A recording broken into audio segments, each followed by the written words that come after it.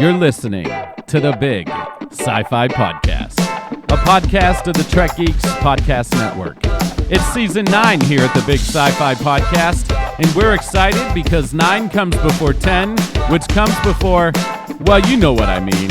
We're having a blast, still talking about all things science fiction, and this season is set to be our biggest and most epic season yet.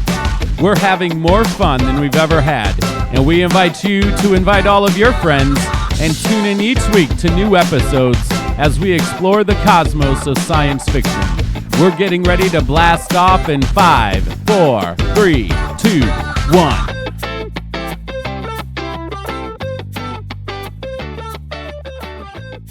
1. Welcome, everyone, back to the Big Sci-Fi Podcast. Today, we're diving into the movie Gattaca, a film released in 1997 that's both stylish and deeply thought-provoking. Directed by Andrew Nicol. We were just debating this before we got on and we started recording as how to pronounce this gentleman's name. But it starred Ethan Hawke, Uma Thurman, and Jude Law. Gattaca imagines a near-future society where genetic engineering determines social status, career opportunities, and even personal worth. It's a world of valids and invalids, or invalids. I'm gonna be struggling with word pronunciation all evening. That's okay. Okay, but in Gattaca, your DNA matters more than your dreams. At its heart, though, the film asks some timeless questions: what makes us human? What role should chance, grit, and individuality play in our future? And what happens when technology races ahead of ethics? But first, hey guys, how are you doing? Doing fine. Are you all as challenged with pronunciation as I am today, apparently? It's such a weird thing because I feel like the invalid, it's like meant to, not a joke because this is not a comedy, obviously, but it's meant to be a clever, like it's invalid, but if you say it fast, it's invalid, which is essentially what they're saying you are if you're not genetically perfect, I guess. And the main character, or one of the two main characters, is an invalid. Even though he's valid. He's got the right DNA. That's right. Yes. Well, I guess let's just start with generally, our overall impressions. And we always usually ask the first question, when did you first encounter or see this film? I first saw this about an hour ago. I started this at 4:00. But then we had to stop and eat dinner. And then Dill was like, oh, this actually sounds interesting. Let's watch it together. So we started it.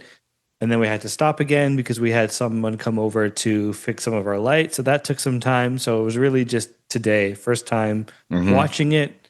And then I guess the first time I heard about it was whenever we decided to watch it.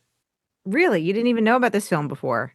I feel like I don't think I came across it. I might have come across it, but it doesn't sound familiar. And I think it was one that when Steve suggested it back in the summer, I was like, oh, okay, that sounds interesting. Elaine and I saw it in the theater back in 1997. We were one of the very few who saw it because what it lists here said the movie cost $36 million to make and earned a gross amount of $12.5 million at the box office. So there wasn't a lot of response when it came out, even though it was an intriguing film, which is why I remember we went to go see it at the theater. The idea of genetic engineering and setting people one from the other and so on. It seemed rather, and good cast. I mean, really good cast. Yeah. But it just, I guess it never connected. But it could be one of those cult films, where it flopped in the theater and has done better after the fact. But I don't have any information to back up that statement. Yeah. And I saw it in the theater too. So I was one of those also, but that was a time period. 1997 was the year I graduated college. And so when I was in my, early, mid, late 20s, it was normal for me. I saw like every interesting movie, any science fiction movie that came out. I definitely saw it in the theater during that decade. So not a surprise. I knew it wasn't like a huge blockbustery thing, but I didn't think it, I don't remember getting the sense that it did badly.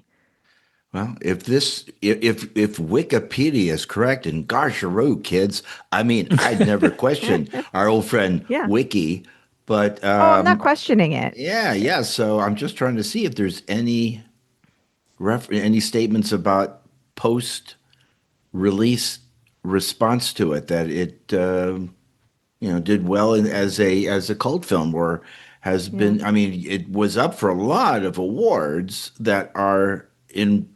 I mean, a critical response. It was well received. Had what a 7.1 out of 10 on Rotten Tomatoes. That's pretty good. But I guess some films just do not connect with the general viewing audience, Yeah. and we've seen that in other films as well. And again, given the people that back in that time period that I would go to these movies with were also very similar to me, like my friends who are into science fiction and everything, Hmm. I feel like we had a positive, generally had a positive response, and that is obviously skewing. You know, we enjoyed it. That doesn't mean like everyone did, but okay. Yeah, and it could be also to how it was marketed. Like, I wonder what the marketing campaign was, because I know Yeah. even the Running Man right now, which is coming out, it's apparently not going to do so well. So it's just maybe one of those things that just wasn't marketed properly, and it is sort of it's not super complicated, but I wonder how do you market this idea so it's simple and it's like, oh, this is something you got to see. You know, and you say that, and again, I'm feeling very disconnected from what's possibly in the theater too. And I think a lot of that is because I don't watch like normal network TV anymore, so I don't see commercials. So I Hmm. don't see the commercials for movies. I Right. don't see, yeah, so there's like nowhere I come across commercials for movies ever. So the only reason I'm aware of Running Man is when I was in LA a few weeks ago. I feel like there were a few billboards. Right. Right. If Yeah. it wasn't for that, I would be sitting here saying, "What? Running Man? What are you talking about?" Yeah, about? like I think I just saw the trailer on YouTube or came across it on YouTube and it looked interesting because it's like a remake of the Arnie movie. Right. Yeah. But Hmm. yeah, I feel like it's not super But popular. They're saying the opening weekend's not looking too good.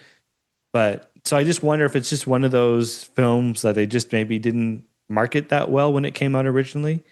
Maybe. I don't know. I mean, we were watching the baseball game on Fox. Was lots of previews and lots of promos for it during that time.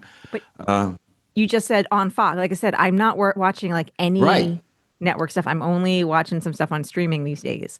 And that's So, where they were doing their yeah. advertising. During a sporting event, we thought, okay, hey, guys are going to want to watch this movie. Here we are. Okay. I'm Here not we are bitter talking about that about the at Running all. Man. And Okay, we're but really, yeah, we'll let's talk get about back to Running the Man, and game. we should probably talk about that like some other day. Let's get Yes, back Yeah. let's to get back to Gattaca, and let's Gattaca. start like with the main character, Vincent. What do you guys think about Vincent, who was conceived naturally, which was unusual in the setting of the film? Right.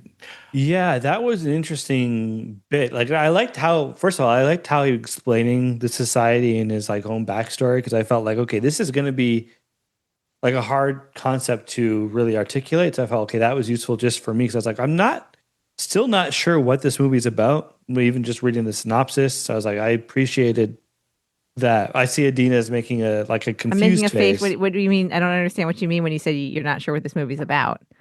What are we You mean doing for the before whole you movie? saw the movie, or even after having watched it, you're No, and confused? now before I saw the Oh, movie, because I okay, was like, okay. I looked at the premise, I'm like, okay, so this guy steals this identity, and I'm like, I'm not really sure how that pans out. What's the society Mhm. like? So I found it very helpful at the beginning when he's like, okay, this is how the society works. This is how, we, you know, any piece of DNA is like scanned, and then immediately you know everything about that person. So I Mhm. found that was a good way of explaining the society while also giving us backstory into how he was conceived naturally, and like the fact that within like 30 seconds of being born, they already know when you're going to die, essentially, and how you're going to Not just die. that, what the birth defects you have, that he had an heart problem, that he was Yeah, never heart going to problem. be strong enough to do things, that he was destined for failure. And destined for a not a long lifespan, Yeah, like which when you Right, think about 42 exactly. that, years or something is what Yeah. they said. yeah, well, and that is interesting when you think about that, because then you're like, and again, this is a terrible thought. I don't really think this, even though I'm gonna say this. I don't actually. There's nothing about this I believe. So anyone listening, I don't believe this. But when you have this society in the movie where you're looking at like, oh, your child is only going to live to be about 30 years old, then it brings into question like how much you put into that person's education. right? Because if it's something similar to our current society where, you have 12 years of public school, then 4 years of an undergraduate education and possibly, going on, especially for something advanced, like, it seems like in this astronaut, their stuff, you need advanced education. Then I feel like they would ask themselves, is it worth putting all that into someone who you don't believe is going to live past 30? Mm-hmm. Again, Yeah. and I don't actually like think that I don't think that, but I'm just saying it's like, I think in a society like that, that would be one of the things that they're questioning, and why they would then say, okay, you're destined for menial jobs because we are not going to invest in you because you're not going to be around to reap that. Or at least we predict you're not going to be around to reap And that. then there was that really like tough thing where it's like, oh, what do you want? Like, what do you want to name your child?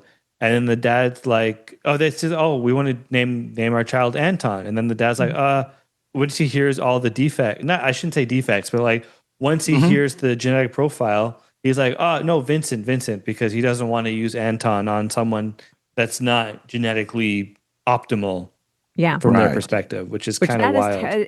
That was so sad. Yeah. But was also interesting in that his brother was genetically right, because they went through the whole process with his brother, and that was his younger brother, right? He was born after him. Yeah. Yes. So they decided, instead of going the au naturel way, they decided to go with we're going to make sure that everything is engineered correctly so that he will succeed. But who went into outer space and who ended up being just a beat cop?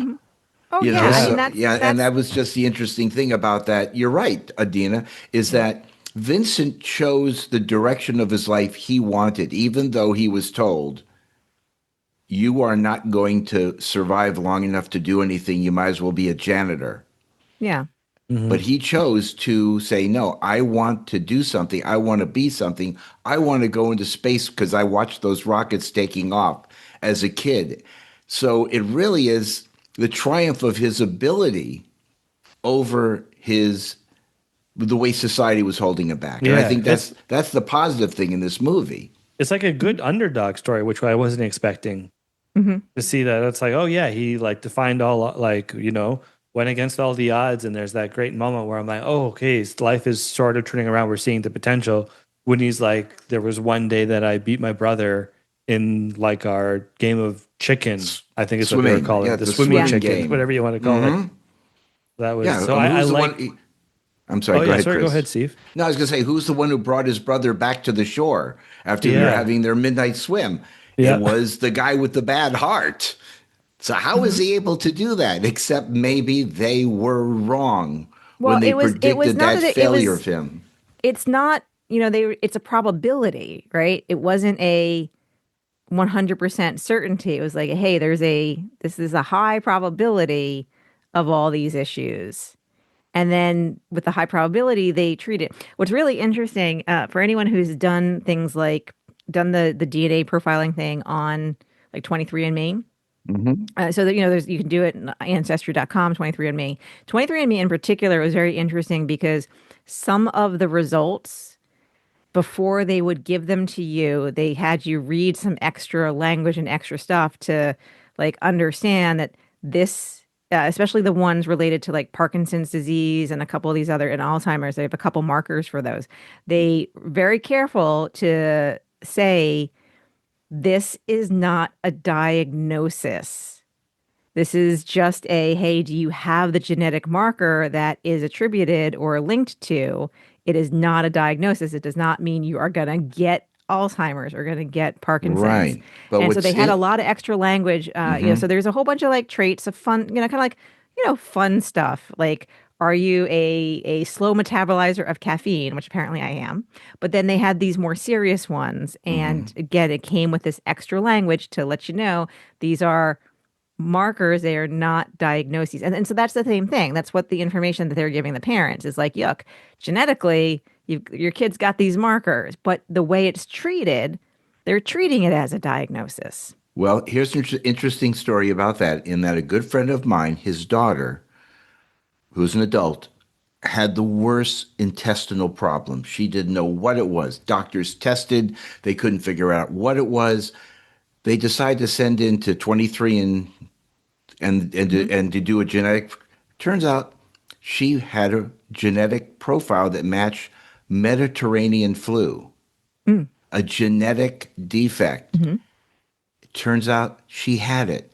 So 23 found that condition for her, and she was able to then get treatment that they couldn't figure out any way. So yeah, there is some goodness out of it. Oh yeah, and again, I know I have more than one friend who's not necessarily through 23andMe specifically, but through genetic testing, finding the marker for breast cancer. And I know more than one friend who's done a preventative mastectomy based on the combination of family history and having the genetic marker. Yeah, no, because I know there's something to it, but just the genetic marker alone is not like it is not a diagnosis, right? But that's what was happening in the movie is like now the culture is they are treating it that way. And what also gets into the film is the degree that Vincent went through to mask his identity and use the identity of Jude Law's character to be able to get into where he wanted to be, what he wanted to do. And it's just interesting because we look at today's society where people are stealing your ID through getting your Social Security card or your driver's license or anything like that and posing as you. This is the ultimate way of stealing someone's identity, or in this case, using someone's identity. That's where the movie kind of it became such a roundabout story about how he was using this guy's blood and his urine and the way he was trying to conceal it and conceive it, whereas they find him because he leaves one eyelash. One lonely little eyelash they find out who he is. But for somehow he was able to use someone's blood and urine just to avoid that one. Just like it became a little more far-fetched than I would have liked. Well, except for kind of close to the end of the movie, like when he's getting ready to go into space, the doctor that does all the tests, he basically implied that he knew all along. Right? I have to go back and watch that scene again. Yeah. It's very subtle. You're absolutely right. It's extremely subtle. So you are, but he didn't know that. So he went through all the gyrations. No, so he was going through all of it. But the point being is it didn't necessarily work to hide it. It was the fact that there was a person on the inside that was adding the additional help. Right. That you learn, which I liked that a lot because you do wonder, like, is this really gonna, is this really all working, whatever? But at the end of the day, it's like, kinda, but then you had a person there that was kind of like that final step that really got him through the whole time. Yeah. He basically had someone looking out for him. Right, but we don't find that to the very end of the film. No, which is fine. I think is fine. Yeah, I guess it makes sense when you go back and you think about all the comments he makes, like the fact he's always commenting on like, oh, you're a perfect specimen. Yeah. Like your heartbeat is, I can use that as a metronome. Right, but then I liked how he like figured, like the last little bit how he figured it out is, there's a handedness. Right. Yeah. To when you gentlemen go to the bathroom, there's a handedness involved. Yes, of course. Which, of course, I wouldn't necessarily, I wouldn't necessarily know that, but it kind of makes sense. And the concept of this is not a new concept, and twice it was used essentially in the Twilight Zone. There was one episode called Number 12 Looks Just Like You, where you choose your genetic look and everyone ends up looking exactly the same because they're using the same genetic coding and material and all that. And then the other one, the more famous one, is In the Eye of the Beholder, where the woman is wrapped in gauze. You don't see her face until the very end. Turns out she's beautiful and she's in a society of ugly people, but she's the ugly one. Because society has now sent that she's now unworthy of being in their society and they cast her aside to be with other. excellent looking people by our standards, but ugly Right. by their standards. So it's a good story. It's a great to get into the question of genetics. And hey, we wouldn't have the Wrath of Khan without the story of Mm-hmm. genetics also. Yeah, Oh, it's like it's Wrath so of Khan, and funny. then Yeah. oh, sorry, go ahead. No, I was going to say because I was Yeah, wondering how long, one of TNG. us broke and brought up Star Trek and specifically the eugenic stuff in Trek.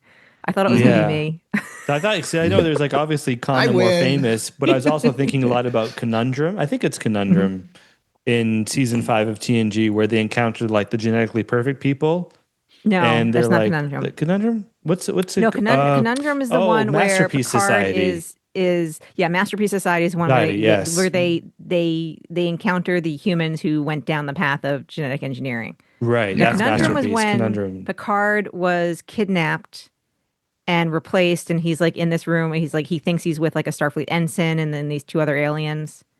Is that Conundrum? I feel like that's Pretty sure that was Conundrum. no. There's They're trying I to think figure like that's they. Allegiance. That one's called Allegiance. Oh I dear. think Okay, we're gonna have to go what's figure it out. Conundrum? But But the now we're Masterpiece off track Society again. The is the one. Masterpiece Society. So Yeah. the reason I was gonna bring this up is because I just happened to out of the blue in the last 2 weeks in my reading and audiobook listening. I was on a plane 2 weeks ago, and I always take a paperback on the plane, and I Hmm. happened to pick up, and so I have a stack of TBR, my to be read pile. I have a lot of books. A lot of them are the Star Trek novels. So I happened to pick up The Rise of Khan Noonien Singh by Greg Ah, Cox, yes, who we've yes. had on the show before. And like I'm like dying to have him back after reading that, which of course is that's volume one that I read. So I only got up to like the mid 1980s or so in there, Hmm. but it's all the eugenics project Yeah. that birthed Khan. But then Hmm. also kind of randomly, the next audiobook that was in my queue happened to also be another Greg Cox novel, his one of his recent ones, Lost to Eternity, which came out last year. I think it was last year, or early this year. And I'm not going to give anything away. I think it's great, but it also kind of ties into some of the eugenics as well. So it's just kind of funny that like just this week, kind of randomly haphazard, I'm deep thinking about, all the Star Trek eugenics wars and the eugenics Hmm. stuff. Yeah, it is a great storyline. It is, Mhm. to use it in this film, and it became a crime story as well, Yeah, because which of I wasn't course, expecting. with the brother, who did he know that was his brother or not? I can't remember specifically that until his brother yells out, "Hey, Vincent!" And he turns and he Mhm. goes, "Oh, Hmm. okay." He knows that was his brother, So Yeah. I even was though. curious because I went back and checked because I was watching this on Amazon Prime. So Hmm. I was curious. I'm like, did X or not X? Did the X-ray did it show that it was Vincent the whole time? So I went back and I'm like, let me see, and it looks like it didn't actually show anything for him up until the reveal. So that at least they were respectful of, hey, we want this to be a surprise for the viewer if they haven't seen it before. Yeah. Interesting. Yeah. So I Yeah. was like, man, I I would don't hate know for if X-ray we to. really figured out the moment that the brother figures out it's Vincent. Yeah, Yeah. I It's did just, not even have any idea until it was like, "Oh, you've changed. You look so different than when we last saw each other," right. or something Yeah. like that. I'm like, "Oh my gosh, wow!" Yeah. But Yeah. no, And I But they didn't all when even come call he up. it. knew, I don't know when he knew. Yeah. Yeah. But it was in the alleyway where he yells out his brother's name. Hmm. And that's when he turns and looks and he goes, "Oh, it's you." But again, the Hmm. murder was, you thought like, okay, one of them committed the murder, and it turns out it was done by the head to make sure that the plans would continue on about the space flights and things like that. So was the murder important for the story, or was it really just like a sidebar story? I feel like it was just the thing to like the inciting incident that they needed that the murder to happen. So then, okay, now we know that Vincent's going to be under scrutiny, and he's really got to like figure out how to deal Hmm. with that. I feel like outside of that, the murder wasn't that critical. They just needed a reason for the police to come in and start investigating, and for Vince to go, "Oh my Right. gosh, they're on to me, or they might be on to me." And I love Alan Arkin. He's just so, it's so good to see him in a film. And I just also like the fact that they took older cars, like the Avante, the one car that they were using quite often, this was a convertible. This was a car that was designed in the early 1960s, and they made it look modern, and the fact that it was electric. You know, they had to plug it in when they parked the Oh, I cars. didn't even catch that. Yeah. And I thought that was very, you know, forward thinking on their part, that we have moved forward in technology. And one of them was that, you know, we'd be all using electric cars at some time in the future. So that was, again, that was the forward thinking of it. But they never really got, Adeena, and again, correct me or not, but they never really got into why the space flights were happening all the time. It was just like, but it was just that just was the obviously the thing that evolved there, yeah, which really interesting is if you follow just real space news these days, again, they're not manned flights, but space flights are happening all the time. I was talking to a coworker about this, a friend and yeah, coworker about this today. Just the cadence of space flights at the moment in real life is amazing. It's yeah. amazing. But The Starlink program is like every yeah, week or but two there's but another it's more than Starlink that. I drop. mean, there's just so much going on. But those were, in the movie, there's obviously it was human spaceflight, but no, they never talked about it, which is okay. Again, I think it's okay. I think it was just okay to know that it was This is happening, and then that's Vincent's motivation. That's all he wants to do, right. which feels like a reasonable motivation. There are plenty of people, and when we think about a lot of the astronauts and we interview them, you know, we talk to them.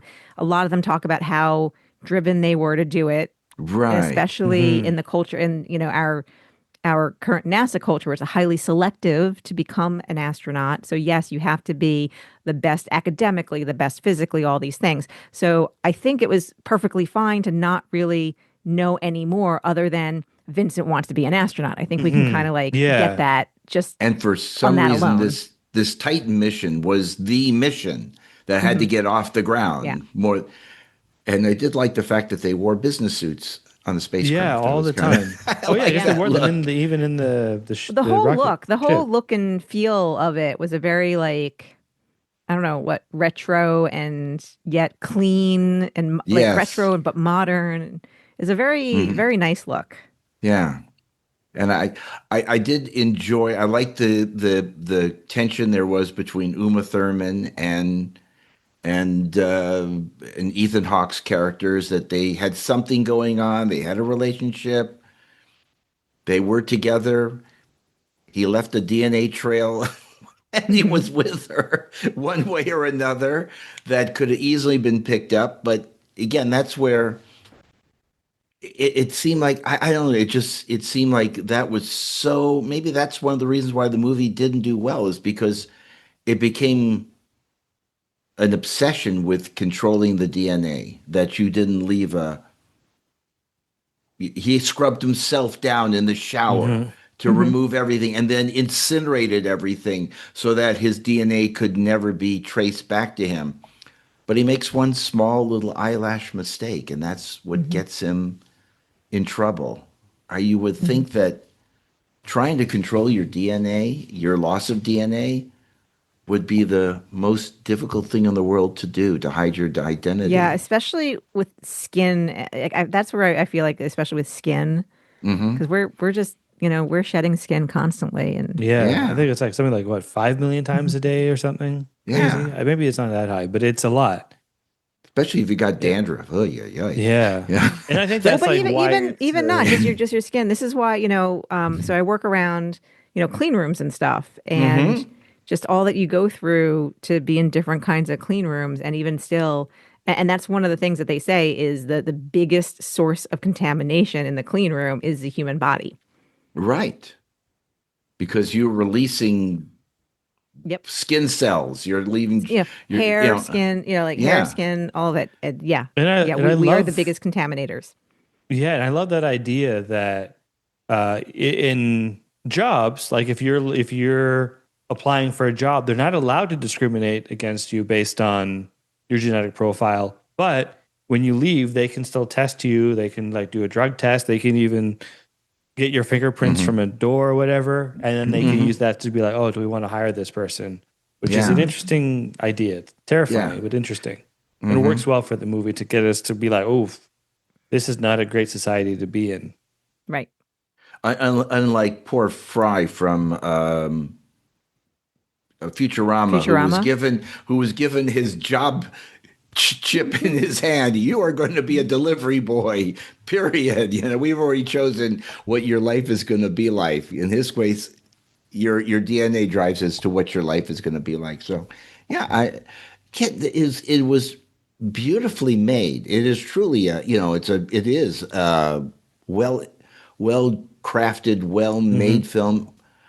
Yeah, it was a little slow. It was a little dry. Jude Law's character was the only really one that really kind of stood out, besides Alan Arkin, as being there's a lot of personality there in those individuals where everyone was, even Uma Thurman came off as rather Really? dry.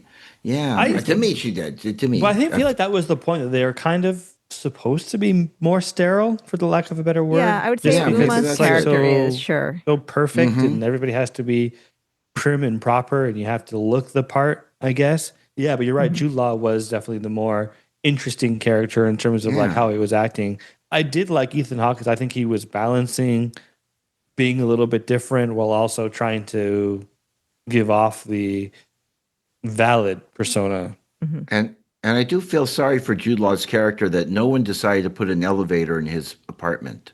That's what They I had to thought was. climb up those stairs. That's what I thought was so interesting. Is like, it's such a great way of showing just how obsessed they are with that. That he didn't even bother putting in a stair lift or any sort of elevator, and that didn't seem, maybe it wasn't an option. Maybe it's not something that's common, because it very much feels like, hey, if you end up in a wheelchair in that society, you're just Yeah. kind of Yep. It's an put away and FU. forgotten. Yeah. Yeah, So it's a great yeah. way of showing it without having to explain it to the audience. Right. And his character, with all his medals and his accomplishments and things like that of physical ability, and then I guess he lost his ability to walk from an accident.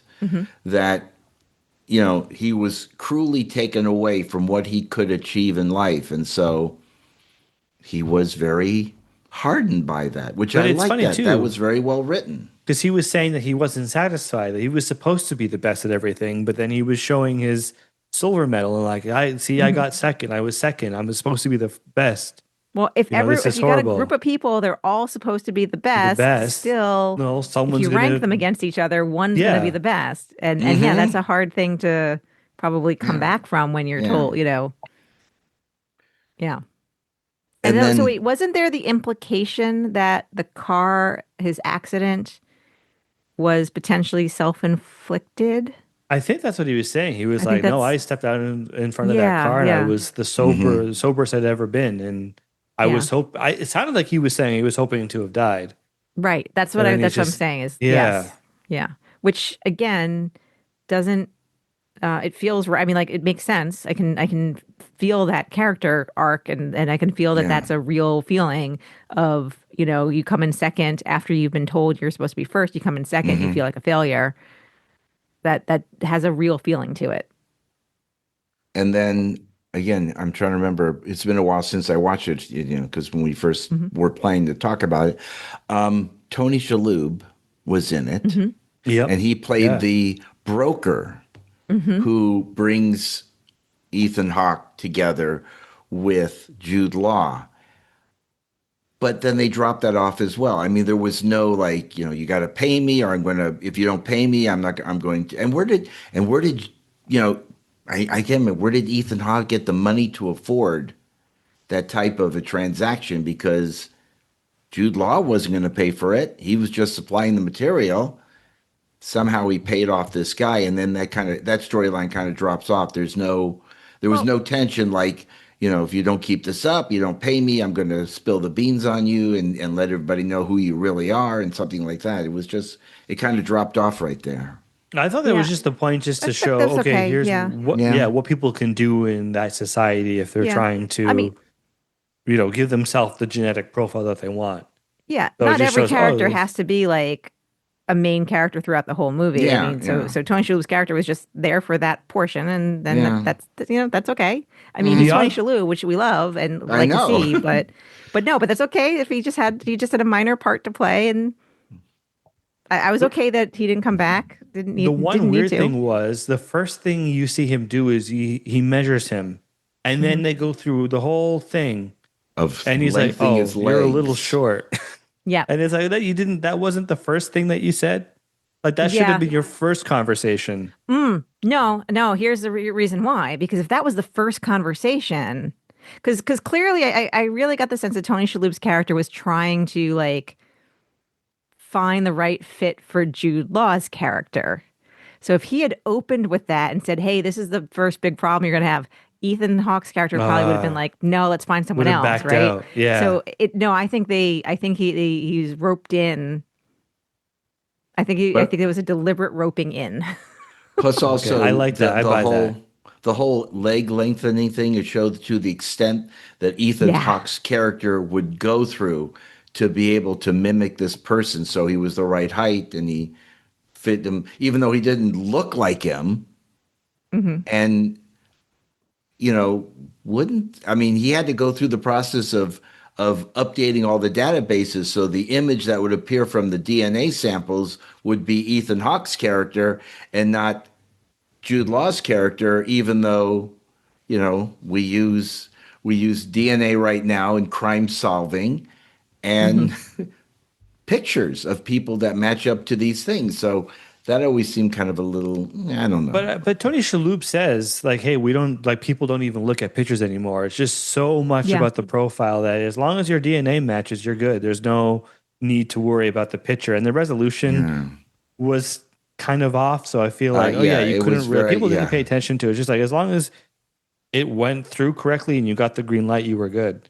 I was gonna say, what was I gonna say? I'm really happy they didn't show us the leg lengthening. I'm like, oh, this is gonna be graphic, and then they just cut to him on the floor with the wire or with the machine around his legs. I was very, very happy because I do not like graphic things. I was relieved. That is, it is something that it happens. Like with my daughter Jenny with her shorter arms, they asked us if we wanted to do something about that, and we would never put her through anything like that because it wouldn't have made that much of a difference, and she's perfectly fine the way she is. So yeah, it is something that people, you could look at that if you really had to lengthen, but I don't know how how many inches, because you're breaking the legs and then you're allowing bone material to fill in the spaces. So I get cringy just like that's why I was thinking glad when they just contemplating this. immediately cut to it being And done. how I'm like, long okay, did that that's take how to I like my happen? movies. Yeah, how long did would that theoretically take to get someone to be the height he had to be? And I don't know how much of a height difference there was. We were an inch, 2 inches, or I don't know what. But anyway, yeah, I know. Yeah, something like that. Yeah. It's tough enough to see. I remember one time I was driving down the road and there was a guy in a Harley next to me, and he had that halo on his leg, and he was riding his motorcycle. I'm going, "Are you kidding me? You want to do it again?" Wow.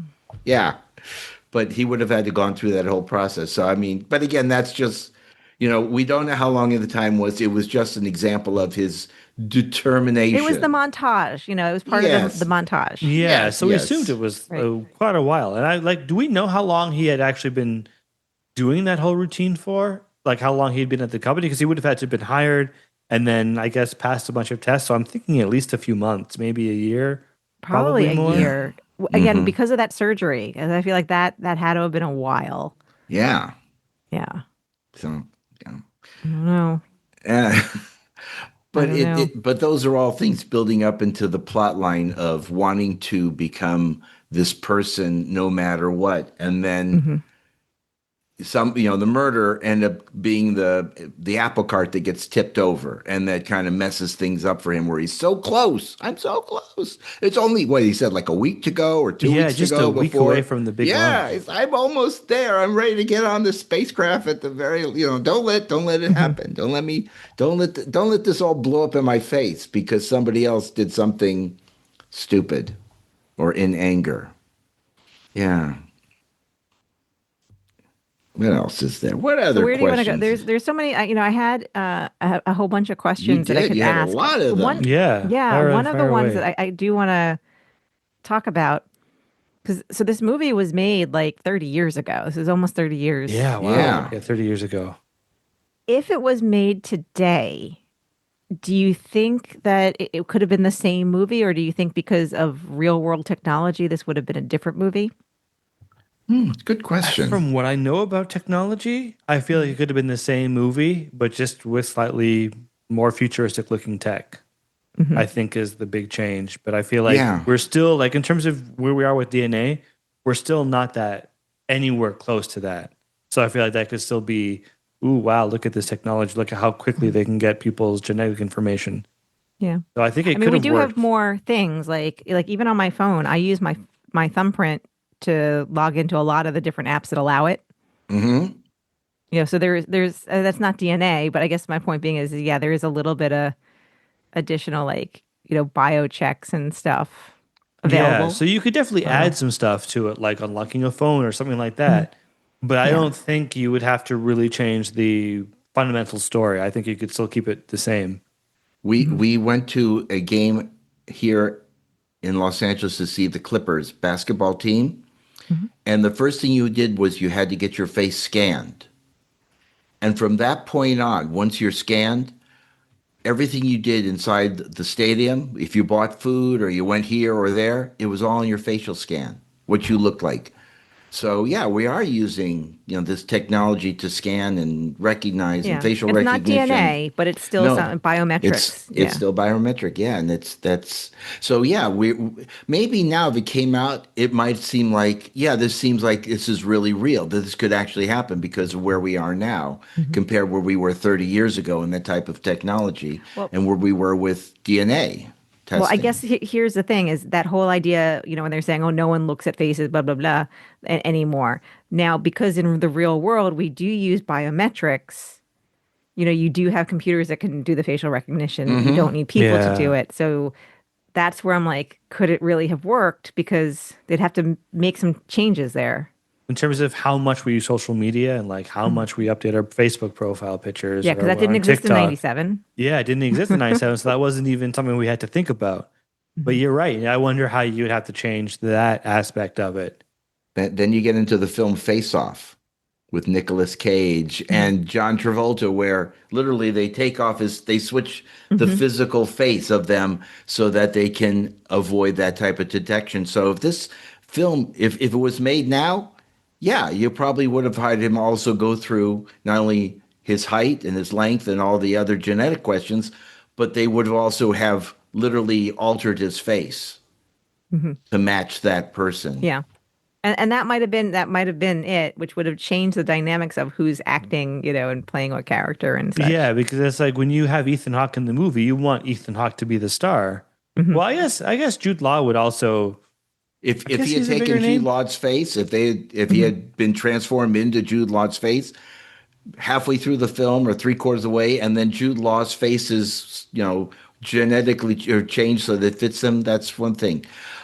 Again, I'm going back to 1963. The Outer Limits had an episode called "The Thousand Years of the Dragon," where the Chinese wanted to infiltrate the United States government, and they would give you a serum that would soften your face like Play-Doh, and then they would take a mask and they would push it against your face and pull it away, and you then became the look of that person. Ooh, that's kind of creepy. Yeah, and that's 1963 that storyline came out. So yeah, maybe they could have done something genetically to change Ethan Hawke's face to match Jude Law's if it was going to go to that extreme. And that Yeah. would make it more logical for today's movie. If you're going to do it, that Yes. they would do that as well. Yes. And so, of course, even though, we're missing our fourth co-host, Brian was not able to join us tonight. We do need to talk about the music for a minute. Oh yeah. Yeah. What'd you I guys loved think? it. I The loved music it. was interesting. It was Yeah. definitely a lot softer and more calming than I thought it would be. Like the idea of this movie, I'm like, oh, it's going to be super tense. And yet there was some tension, but it just felt like it was very much like if I was watching a romance, I feel like that's the kind of music I would be hearing. Because it's still, I don't know. I liked it. And it fit Yeah. the movie. Like when you watch it, it sort of fits the story and it makes sense given that we were just rooting for this guy He has this love for space. He's doing anything to try and get there, but it's not something I would have expected. Yeah. No, I liked it too. I mean, it wasn't like out there, but it followed the film, and it was a little techno as also, so it kind of fit the film as well. So it was not super memorable, but also not super memorable in a negative way. Like, oh yeah, I remember the music, and it was like, oh my gosh, No, it wasn't like that. It followed the flow of the film, so that's good. Yeah, it fit the story for sure, I think. Yeah. Would and I guess I don't honestly, even though I asked a question about the music, I don't have much to say other than I think it did its job in the sense it enhanced, but it was background music. It wasn't like the most memorable, it was no Jaws or Star Wars or whatever, but it was pleasant. Yeah, it was pleasant. I'm not going to listen to it on YouTube. I'm not going to go out of my way to find the soundtrack, but it worked for the film. It was pleasant, but it wasn't exceptional. I guess is maybe a good way of describing it. And maybe that's the best thing. Maybe that's where a good soundtrack is one where it doesn't become the demanding thing. It's there as part of it. It moves along and enhances and makes you feel the way. Maybe it adds to the emotion or whatever. Whereas, like Star Wars or Jaws, where the music really is a character in the film. So if either of you could change one thing about the movie, would you? And what would it be? Ooh, this is hard because I felt like I would have liked it to be a bit more fast paced, but I also don't know how you would change the pace without changing the story because they did what they needed to do. And I think the pace fit the story. It just took a little bit to get into it. But I'm not really sure. I don't really know how you would address the pacing issue. And it was still an hour and 47 minutes, which I think if a movie can be an hour and 47 minutes, that's amazing. Like I wish more movies were that. Yes. Now. I think we've talked about this before. Movies are getting too long. 2 hours. 2 hours is really the most you have to go. Or 3 hours if you're watching The Killer of the Flower Moon. A 3-hour that's just a part 1. Yeah. And then you have to still go see a part 2. Yeah. Like the Hobbit movies, they really frustrate me. I was frustrated. I didn't even know when I saw the first part of Wicked last year. I didn't know that was a part 1. Oh, yeah. That was really frustrating to not even really know that that's what you're walking into. And considering the play itself is about 2 hours long, he's like, wow, we really stretching it out. But that's what movies can do. They can stretch it out. Yeah. So I don't know how I would change the pacing. I just know the pacing was a little slow for me. Yeah. Okay. There could have been a little more peril involved in Ethan Hawke's character. There could have been maybe a little more a relationship between him and Uma Thurman because it seemed very almost clinical, that there could have been a little more emotion to it. But as far as, the payoff, did we really... I don't know. Did Jude Law consuming himself in a blaze of DNA destroying fire really was the way to go, or could he have been, should have been rooting for him the whole time to get on that spaceship and, to go and accomplish what he wanted to do? For Jude Law too? I don't know. Not Jude. Yeah, Jude. Yeah. Well, no, because remember, Jude Law was the one who he killed him. Right, the end. Lit himself on fire at the end. Right, when he goes, I've kept enough blood and urine for you just in case. So when you get back, you can still be me. Is that okay? Oh, that's cool. Even though we don't know if he ever makes it back from Titan or not, that's okay. Yeah. But the fact that Jude Law sacrificed himself at the end and he destroyed the only last bit of evidence of his existence was himself. Yeah, and I don't know. I think that. I would have liked to have seen him maybe go forward, but there you go. Have a happy ending, not a for him for his character, because if he felt like that was the only purpose in his life at the end was to make sure that this guy had an identity to get on a spaceship to go to Titan, then that's what they wanted to have done, and they were done with it. They just got rid of his character. But anyway, that's a small change. But overall, I mean, I like the film. I think it's very creative, very creative, very artsy. In that Okay. sense. Yeah. Okay.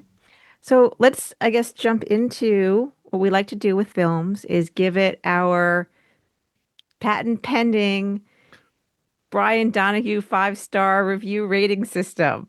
That no So one has ever based done on before. that, No. no, we are the only ones to use the Brian Donahue Yeah. 5-star review rating Yes, system. Even though exactly. Brian is not here with us today, miss you, Brian. The check's in the mail, Yep. Brian. Okay, don't worry. Okay. You'll get your royalty money from us. Okay. Let's see. So, Chris, do you want to go first? Yeah, I'm struggling with this one. I would say probably a 3.5 or a 4. Like I enjoyed it. I thought it was very competent. I got more into it than I thought I would. Because I wasn't sure. I thought, okay, well, this could be really creepy. Like the way Brazil kind of freaked me out. Like Brazil was a great movie, but like I kept like losing sleep to it for a while. It creeps in a little bit every now and then, but this one didn't, which I appreciate. But yeah, I'd say probably a 3.5 or a 4. I enjoyed it, liked it. I'm probably not going to need to rewatch it for a long time. Now, that whole thing about it creeping in your sleep, you said you just watched it like an hour or so ago. So you haven't had a sleep cycle yet. So we'll But see. I No, can but you were tell that it's not Brazil. going to based on Yeah. based on how it was. Because I remember when I like just even talking to you guys about Brazil on the podcast, I was like, oh, this is definitely going to mess me up tonight. And it did. Whereas I'm pretty sure Gattaca isn't going to. Well, you'll have to let us know tomorrow. Send us a But message no one tomorrow suffered morning. any complications in this from facial surgery. What's That's true too. The facial surgery stuff from Brazil. Yes. I'm having some complications. Yeah, it's just everything about that. Oh, that whole society gives me the willies. And then it didn't help that it didn't really have a positive ending. It was like, oh no, all the happiness, that was a fake. Yeah, That was just exactly right. in his Yes. head. Okay. Steve, how many stars? I give this a 3.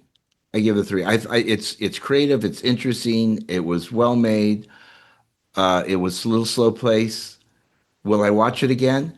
I haven't watched it, I think, since either I saw it once when I saw it in the theater, and maybe one time before, or one time afterwards, and this time now. So will I go back and watch it again? Probably not again.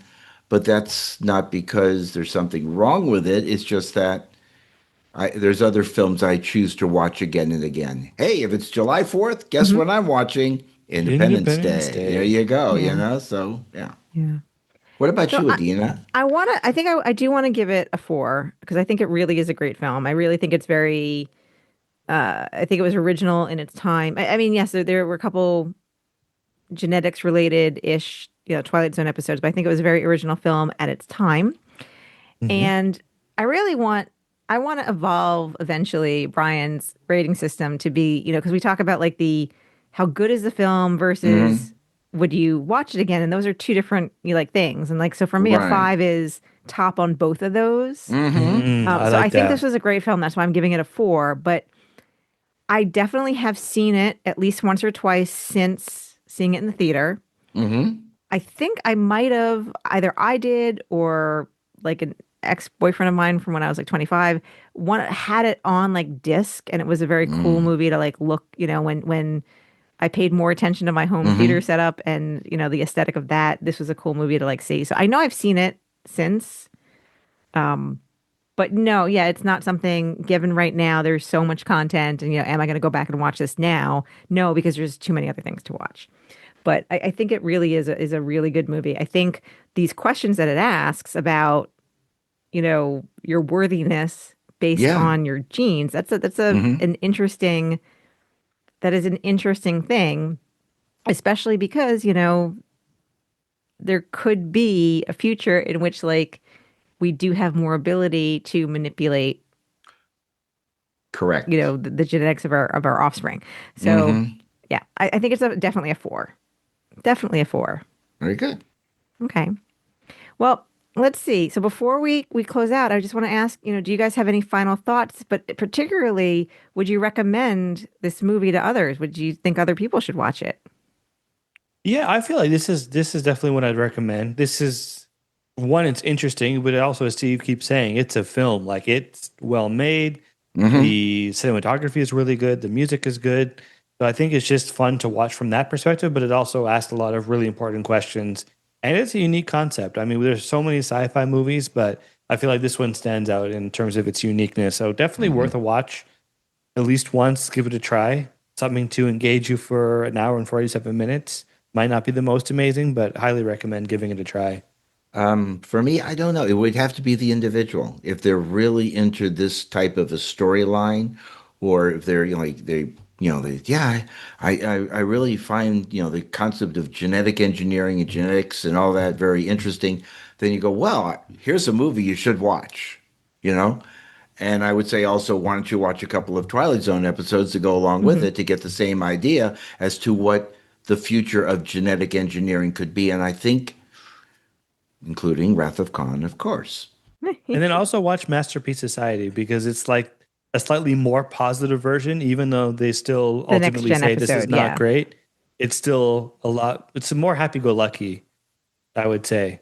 But even so, again, the idea of, and even in the last season of Enterprise, they covered genetics quite often in the Augments episode, and the idea of why the Klingons have foreheads that are rigid and then non-rigid, and it's all down to genetic engineering. And again, the reason why they stored all the genetic material, the augments, away, because they didn't want anybody reproducing these people. And also another great film has to do with genetics is The Boys from Brazil. How many Hitlers can you make? How many Hitlers can you make? And can you give them the life that Hitler went through to recreate that person over again? Yeah, there's another one to consider. We might have to do that. Oh, it's a very, very good movie. The Boys from Brazil. It's a crime stopper. It's talks about the ethics of genetic engineering and what it takes to make another Hitler. It's not just genetics. It's also your upbringing, environment. Yeah. Yes, yeah. So cool. Yeah.